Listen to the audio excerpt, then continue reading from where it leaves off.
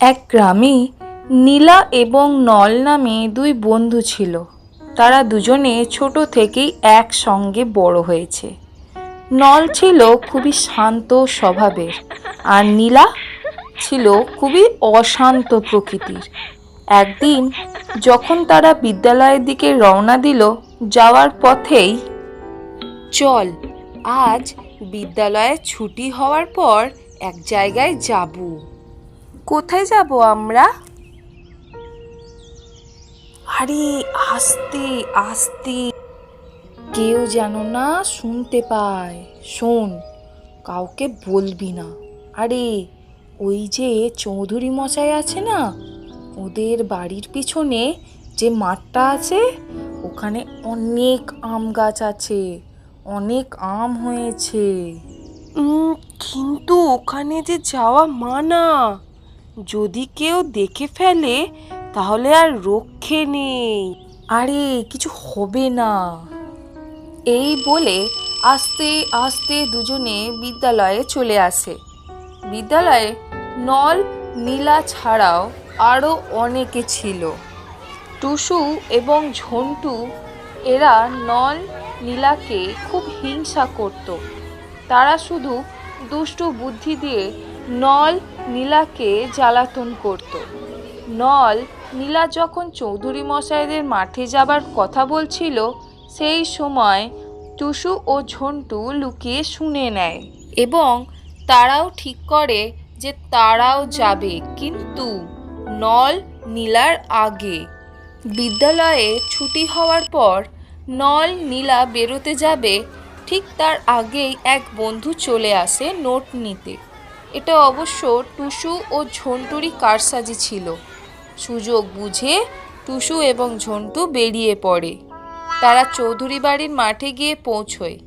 গিয়ে দেখে একজন পাহারাদার দাঁড়িয়ে আছে সেখানে। দাঁড়াও, এদিকে কোথায় যাচ্ছ তোমরা? ইয়ে, আমরা একটু আম নেবো। কি? আম? না না, নেওয়া যাবে না। এইসব আম কর্তা মশাইয়ের, তার ভারী প্রিয়। আরে, এখানে তো এতগুলো গাছ, আমরা ছোট্ট বালক, অল্পই নেব। অল্প নেবে? তাদের ছোট বালক দেখে পাহারাদার মনে মনে ভাবে, এরা তো বালক, কতই বা খাবে। খাক, যাক, একটুই তো খাবে।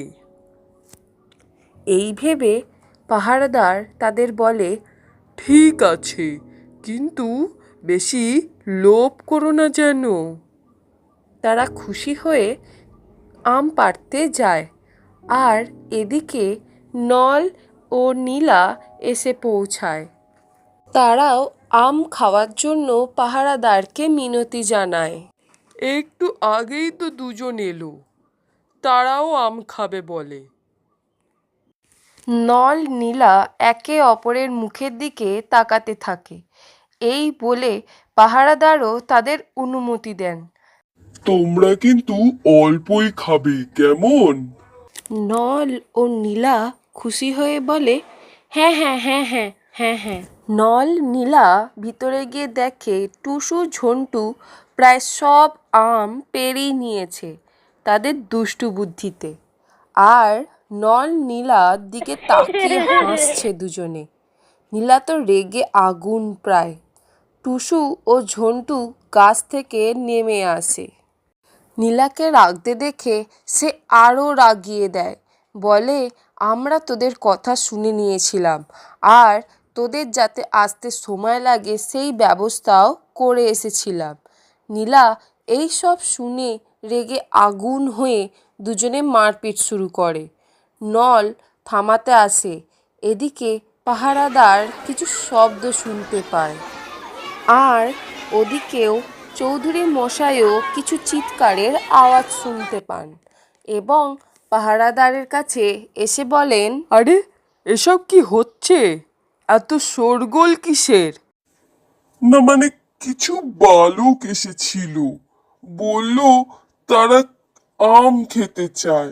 তাদের বালক দেখে আমি তাদের বললাম তোমরা অল্প করে খেও। কর্তা মশাইয়ের অতি ভারী পছন্দের ও শখের আম। চৌধুরী মশাই সবটা শুনে মাঠের ধারে যান, গিয়ে দেখেন তারা মারপিট করছে। আরে আরে আরে আরে, তোমরা মারপিট করছো কেন এইভাবে? আরে দেখুন না, আমরা দুই বন্ধু এসেছিলাম একটু আম খাবো বলে, আর এই শয়তানরা সব পেরে নিয়েছে, কত খেয়েও নিয়েছে দেখুন চৌধুরী মশাই। কর্তামশাই, আমি তো এদের বালক ভেবে ভুল করেছি। আমার ভুল হয়ে গেছে কর্তামশাই, আমায় ক্ষমা করে দিন। চৌধুরী মশাই এমনিতে কঠোর মানুষ নন, তিনি অত্যন্ত নম্র এবং ভদ্র মানুষ। তিনি বলেন, না না, তোমার কেন দোষ থাকতে যাবে? তুমি তো এদের বালক ভেবে কোনো ভুল করনি। টুসু, ঝন্টু ও নল ও নীলাকে চৌধুরী মশাই বাড়ি যাওয়ার জন্য বলেন এবং তারা সেখান থেকে বেরোতে যায়। ঠিক তখনই চৌধুরী মশাই বলেন, দাঁড়াও।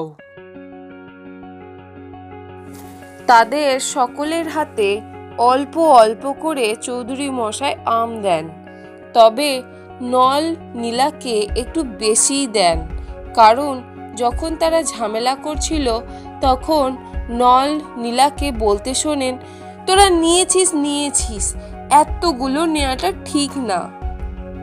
এমনিতে তারা বালক, অতটা খেতেও পারতো না, তারা নষ্টই করত। তাহলে আমরা কি শিখলাম? জীবনে কখনো লোভ করা উচিত না। লোভে পাপ, পাপে মৃত্যু।